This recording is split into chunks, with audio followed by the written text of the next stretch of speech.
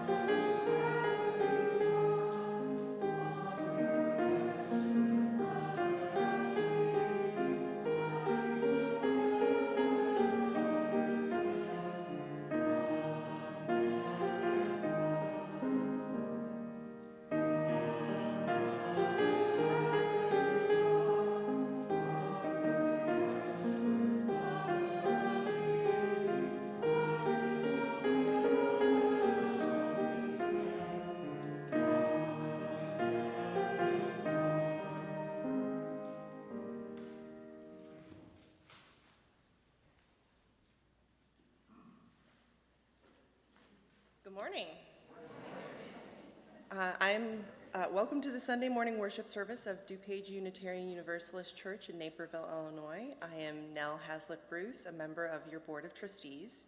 We're glad you're here with us, whether you are present in this sanctuary or watching remotely. It's good to be together.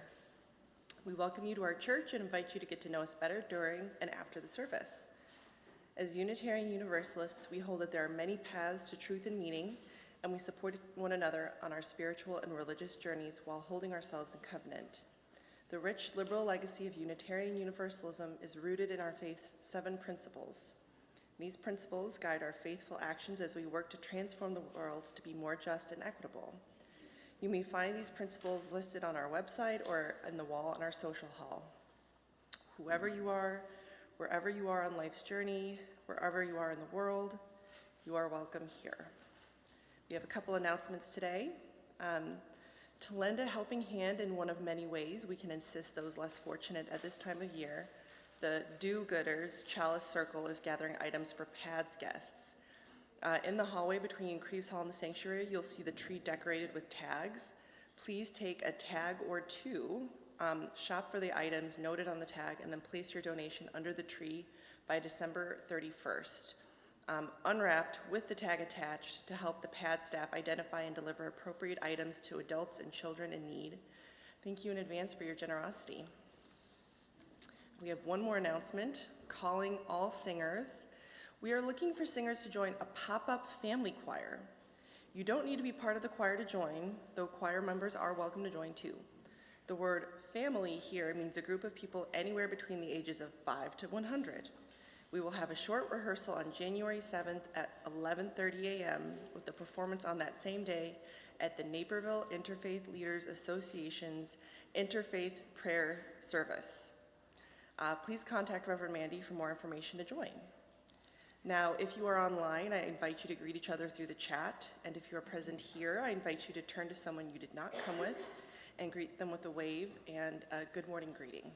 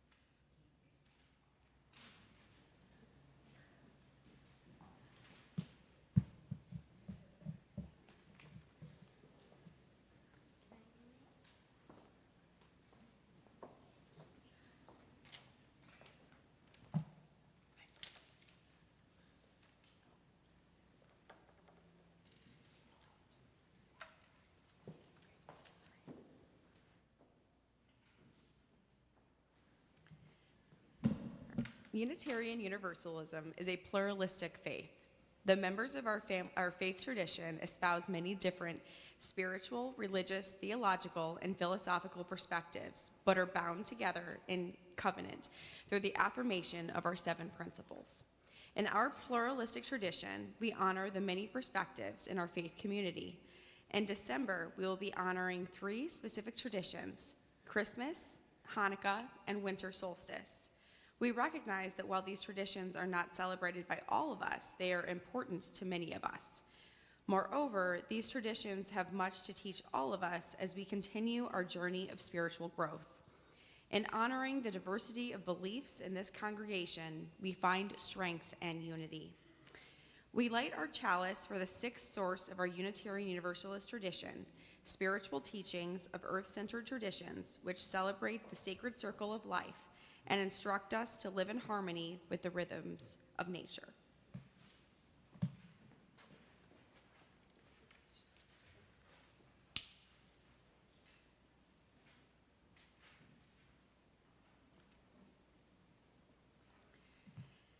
On this, the 2nd week of Advent, we first relight the candle for hope. Hope is an active practice, not guaranteed, but rather a seed we tend to in our hearts.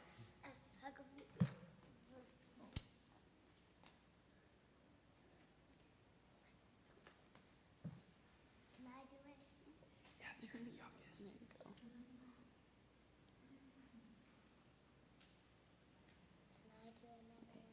No. Okay, wait till Daddy tells you. All right. Our 2nd candle is for peace.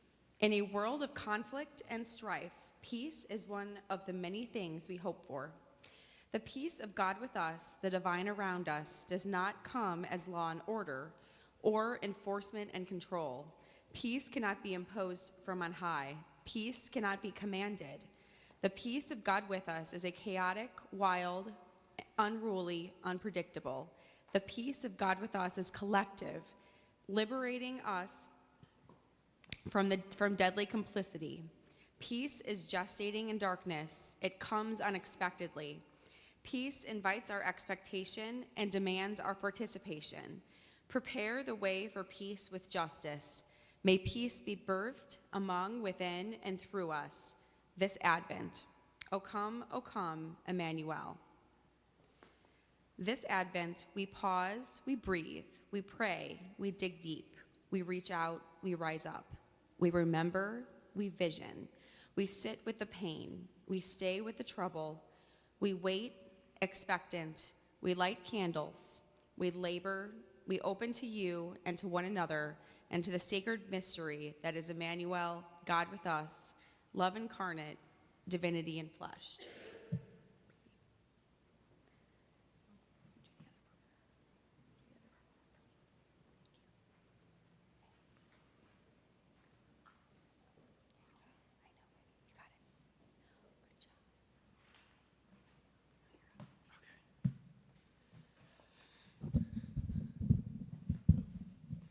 Today marks the 4th day of Hanukkah of lights.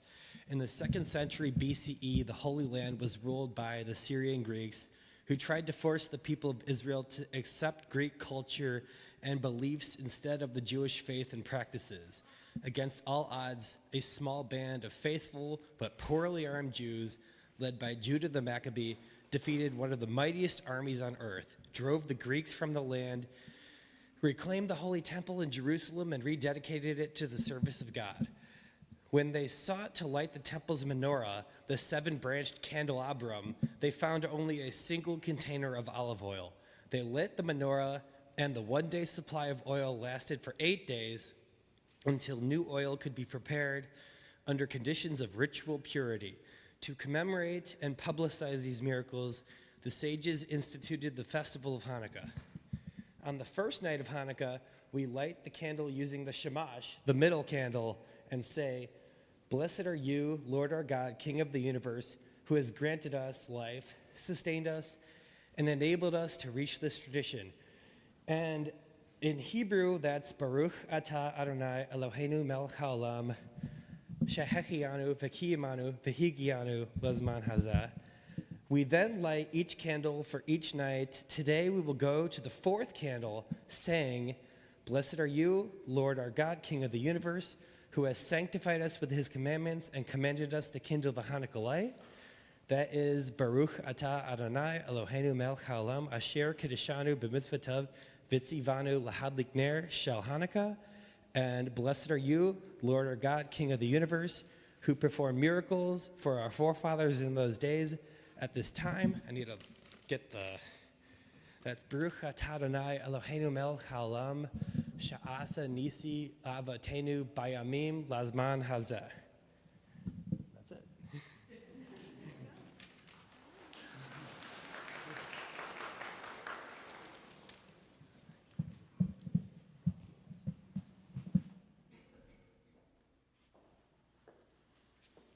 Welcome to this place of love, of communal flourishing. We enter this space to open our hearts, to expand our minds, and to see the sacred within each other. Come, let us worship together.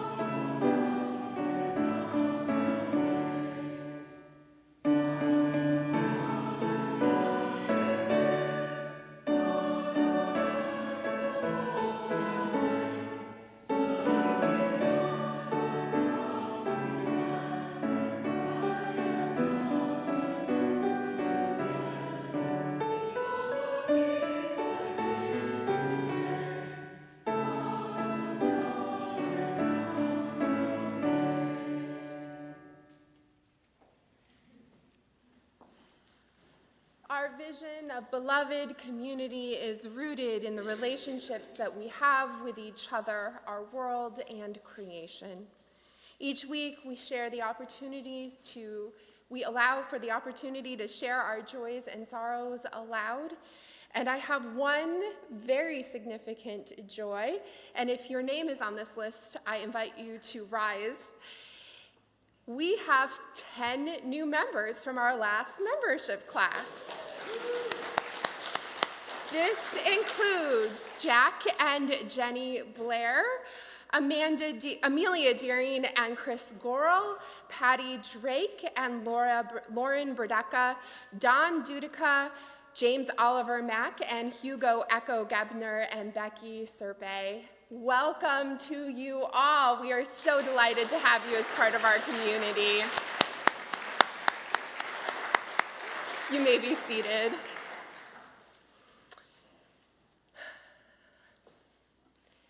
The affairs of the world weigh heavy on our hearts. The situation in Israel and Palestine, the conflict in Sudan and Ukraine. May we hold all of those affected by conflict, by injustice in our hearts. May we remember that violence does not beget peace, but only more violence. May we remember all of those lives lost and those who loved those lives.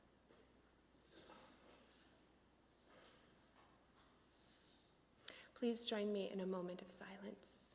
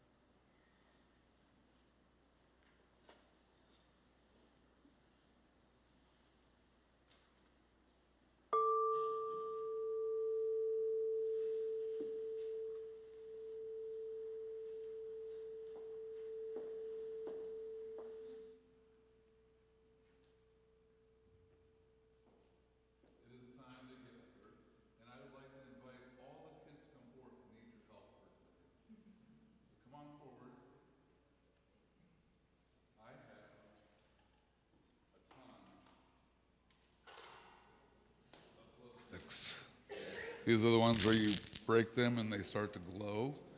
Come on, I need you to hand these out. So take a handful and then go out and give one to each person in the congregation, okay?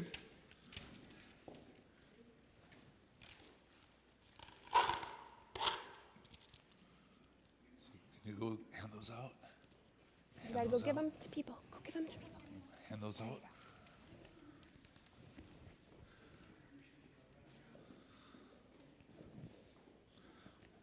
So if you're not familiar with them, once you get them, just start breaking them, or don't break them in half, but breaking the shell within, and they'll start to glow. And if you do it enough, you should be able to get a solid stick of glow. Now we're going to use these partway through the story. When you're done handing them out, you can come Yeah, back come up on here. back once you hand them all out. Does everybody have one? Oh, All right. somebody. Can you go, whoever has their hands raised. In the back. Back there.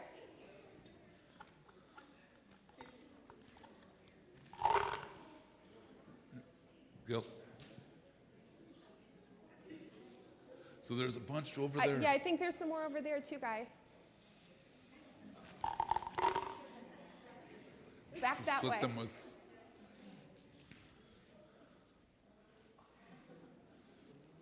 It's gonna be worth it.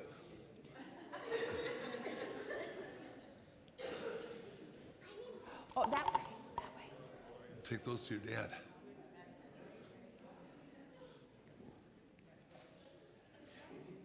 All right, come on back. And make sure that you have at least one for yourself. You can have a couple if you want. And then sit here with Mandy and myself. You can hold on to them. You can hold on to them. So when we get to a certain part of the story, and you'll know when it happens, we're going to raise them up in the air, the lights are going to go off, and we're going to see glow sticks flying. Not flying. Waving. Thank you for that clarification. All right, are you ready? The King Who Banned the Dark by Emily Hayworth Booth. There once was a little boy who was afraid of the dark. Are any of you afraid of the dark? Sometimes, yeah. There's nothing so unusual about that. Most children are afraid of the dark at one time or another. But this little boy was a prince, and he decided that when he became king, he would do something about the dark. He would ban it. On the first morning of his reign, the king told his advisors about his plan. With great respect, your majesty, if you ban the dark just like that, the people won't understand. They'll revolt against you. But if you make them think it's their idea, it might just work. And so the advisors started to spread rumors about the dark. The dark is scary. The dark is boring. You can't play in the dark. Read all about it. The dark is stealing your money. The dark is taking your toys and candy. The people had never really worried about the dark before, but all of a sudden it started to seem like a really bad thing. So they marched to the palace and demanded a ban on the dark. Very well, said the king. From now on, the dark will be banished from this land. And because everyone had got what they thought they wanted, everybody thought they were happy. To make sure that it would never be dark again, an enormous artificial sun was installed above the palace. Left a bit, right a bit. Even when the real sun set, the artificial sun kept shining. All day and all night it glowed in the sky. Curtains were taken down. Anti-dark hats were issued. Lamps shone from every window 24 hours a day, 7 days a week. The people stayed up all night celebrating, which was easy because it never got dark. But soon, the people were tired of celebrating. In fact, they were just tired. With the lights on all the time, no one could sleep at all, and with no real nighttime, the days dragged on forever. The people had made a mistake. They realized pretty quickly that they needed the dark back. But if anyone tried to switch their lights off, the light inspectors would make them pay a fine. As the king tried to sleep under the glare of 100 light bulbs, he heard shouts from the outside of the palace. "Don't worry, Your Majesty," said the advisors. "What we need is a distraction." To get the people excited about the dark ban again, the advisors decided to throw a big party. Celebration of the dark ban with fireworks, the brightest thing of all time. But the people weren't as silly as the king's advisors thought they were. Whisper by whisper, they hatched their own plan. On the night of the great celebration, the king stood on the roof to watch the fireworks. But the sky was so bright that when the first firework went off, nothing could be seen at all. The king sighed.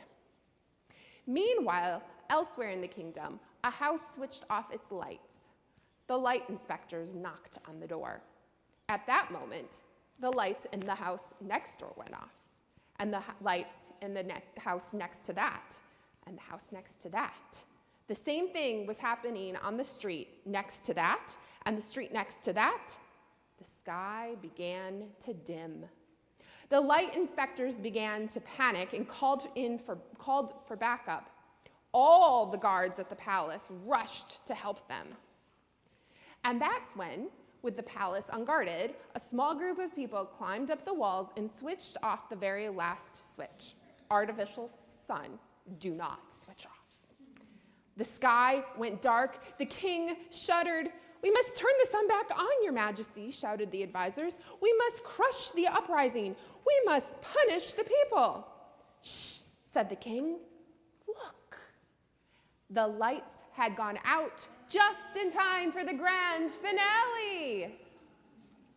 Look at all those fireworks out there. Instead of punishing anyone, the king lifted the ban on the dark. And now every year on the same night, the people set off fireworks in the darkness to remind themselves of what they almost lost. The king is still sometimes a little bit scared of the dark, but he sleeps with a nightlight these days. If only he'd done that in the first place, the whole mess could have been avoided. Woo! Woo! Thank you for helping us with this story. Please help me sing the children back to their seats or to grace space.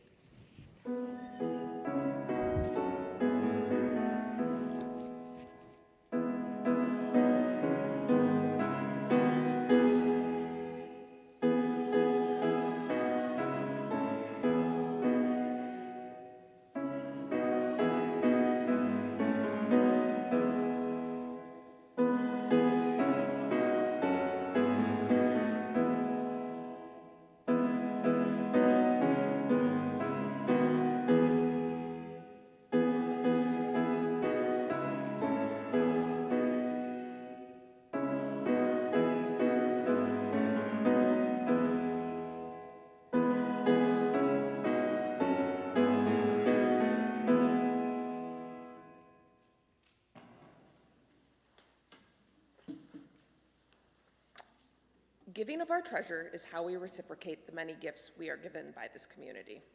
Your contribution supports the programs and operations of DuPage UU Church. Giving is also how we live our values in the world.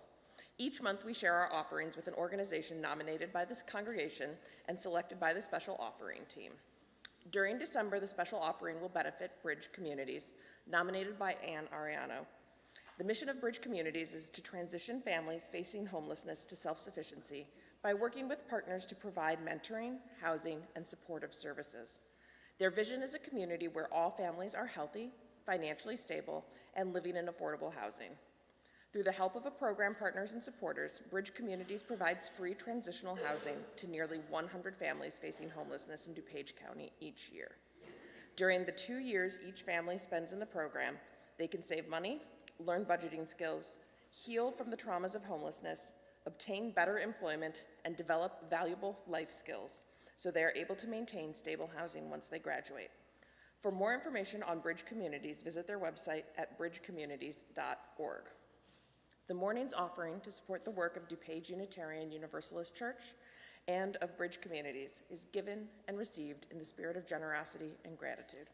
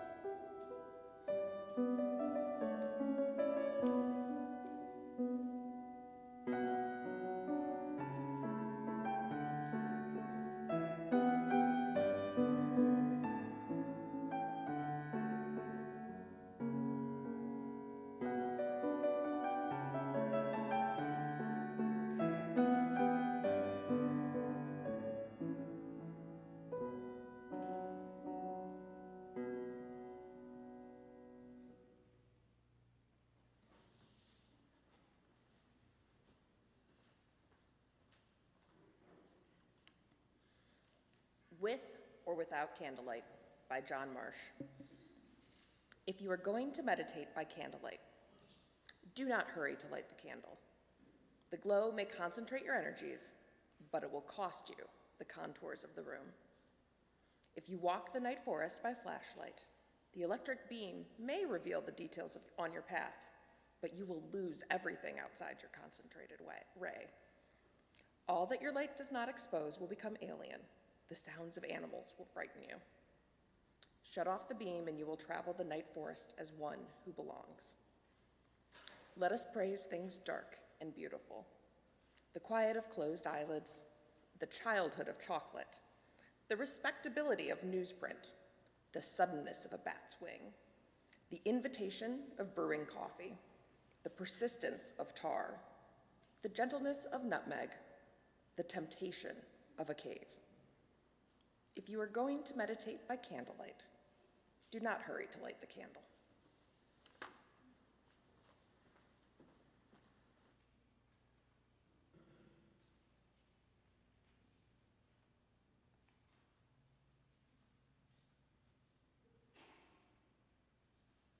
Please rise in body or in spirit and join us in hymn number 55, Dark of Winter.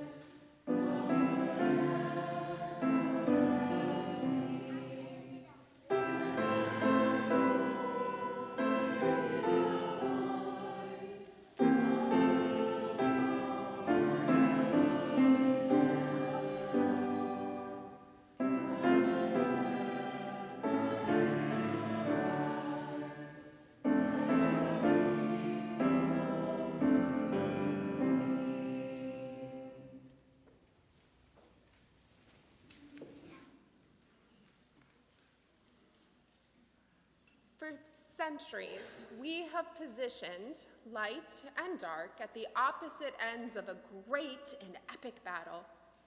The old Western movies my grandfather used to watch in his den always depicted the bad guy in dark clothes and the good guy in light clothes. You knew which side was which.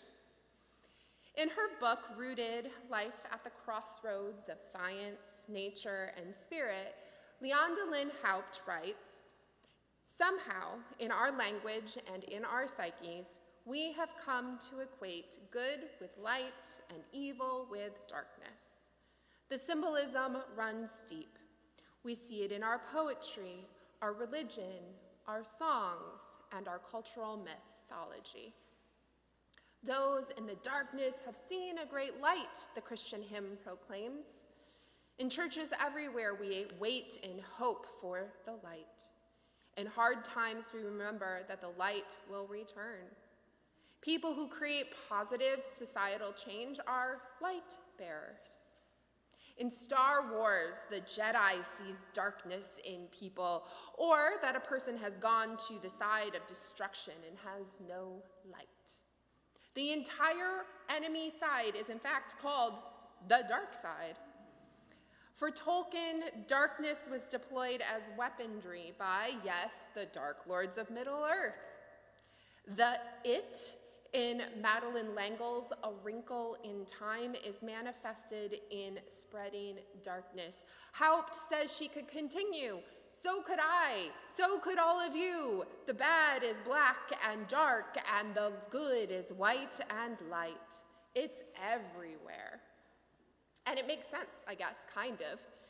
After all, for those of us who rely on our eyesight, being in the dark is limiting. The dark is also an emotionally charged time. The dark is when nightmares seep into our sleep.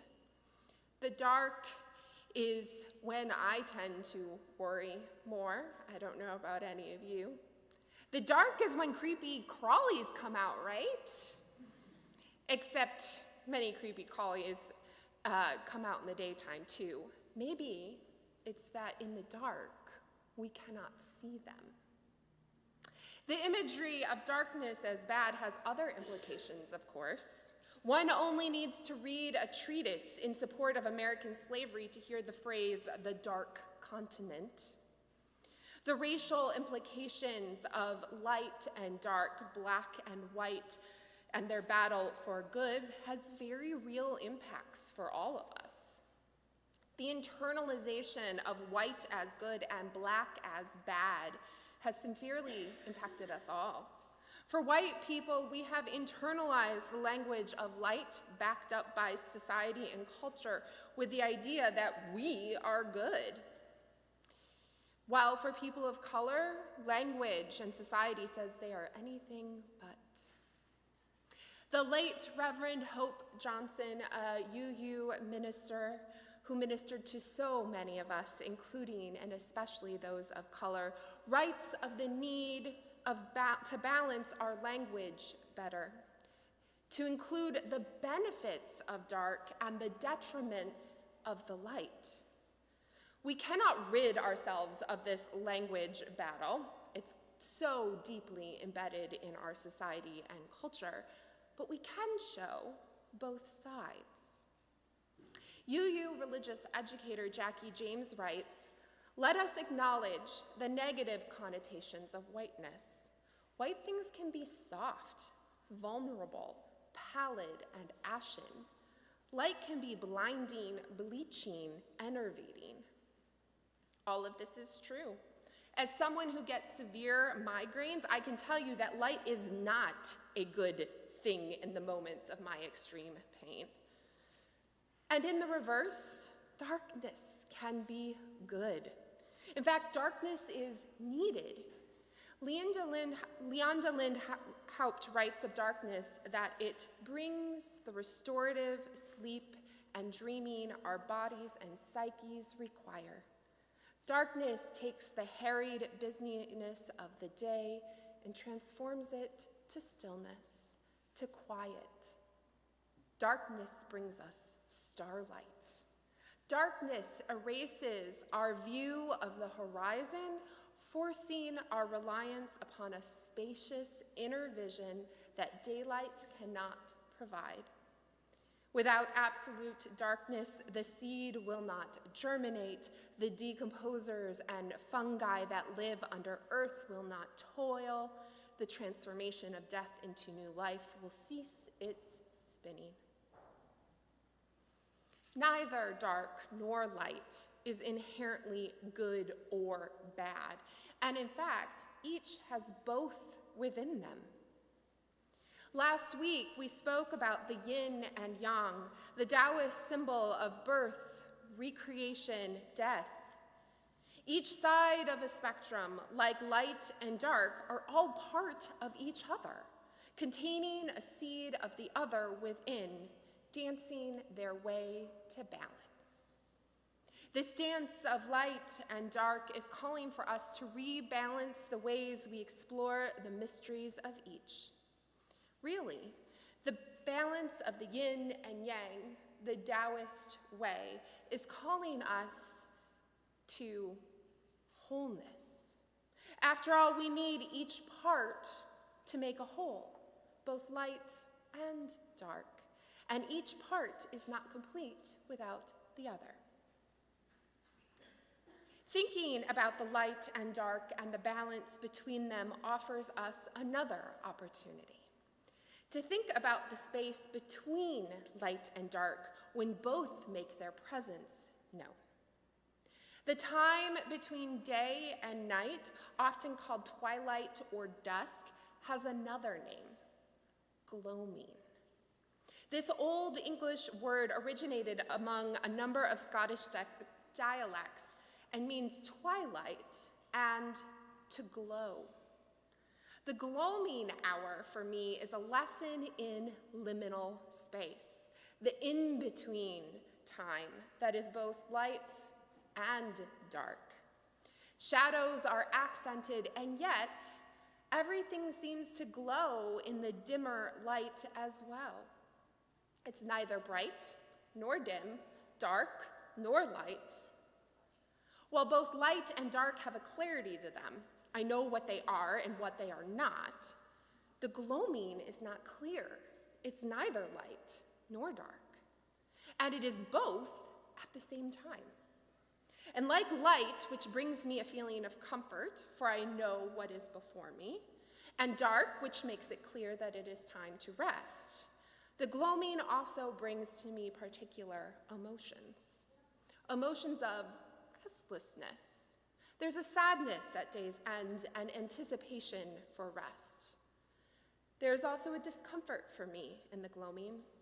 It feels full of loss and opportunity all in one, which makes sense to me as both are present at the close of day and beginning of night. The liminal space of the gloaming offers us lessons of the in-between.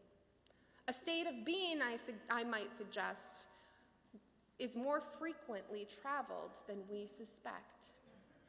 With change all around us, we are most often in the space between one thing and another, rather than in a particular place at a particular moment.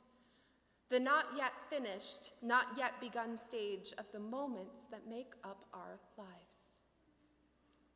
As we need the gifts of light and dark, especially the balance of those gifts, we also need the gifts of the gloaming, living in the liminal spaces that are rife with discomfort. As a Unitarian Universalist rooted in our 7 principles, I am keenly aware of the liminal space that our nation is in politically. The many years, what might be claimed as dark years, years in which attacks on women's rights, LGBTQ liberties, most especially trans freedom, and eroding civil liberties showed us that how we must fight to hold the values that are important to us. We learned in those dark years that we have strength in hardship, that we are not alone in the dark, and that we can create strong community. We learned that we can be a light in the dark. These most recent few years, not exactly light years, but lighter years, have given us some rest that we have needed to store our energy to prioritize what is most important. These recent years have been full of the rest that darkness has brought and a hope that we do not need to be ever vigilant. Both light and dark have been present in these recent years, gifting us with their blessings. But with the new election cycle beginning, we find ourselves in liminal space. Again, both light and dark are present, gifting us all that is good from each, and yet they also share the not-so-pleasant pieces of themselves as well. This is what it means to be in liminal space. The in-between times are full of everything, the chaos of both and neither that makes us deeply uncomfortable as human beings.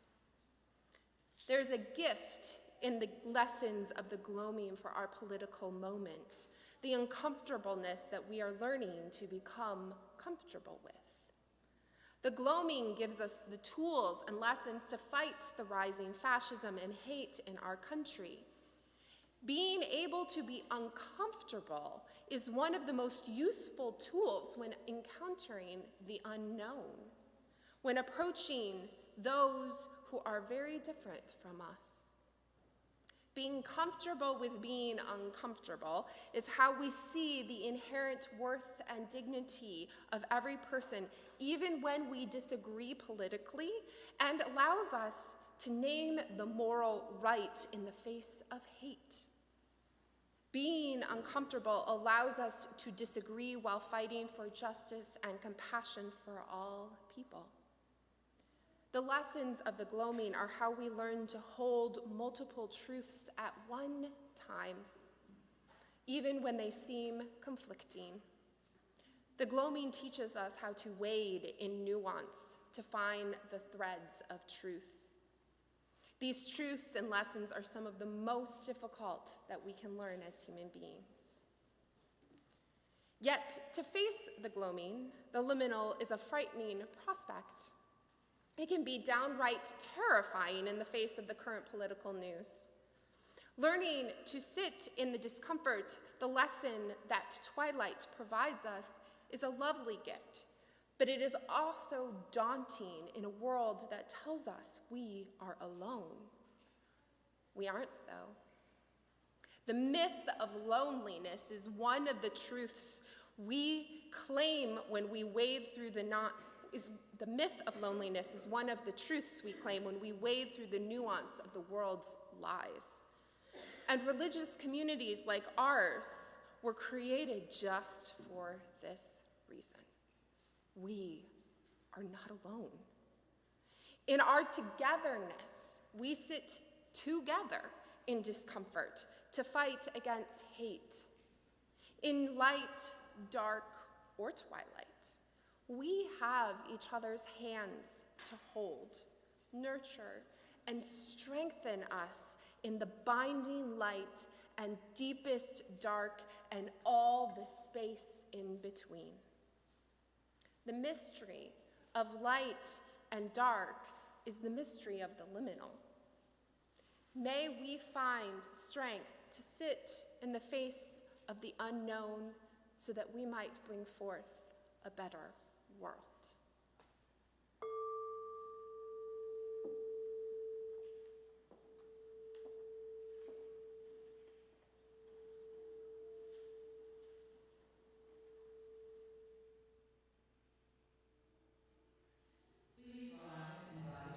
And join us in singing hymn number 1055, How Sweet the Darkness.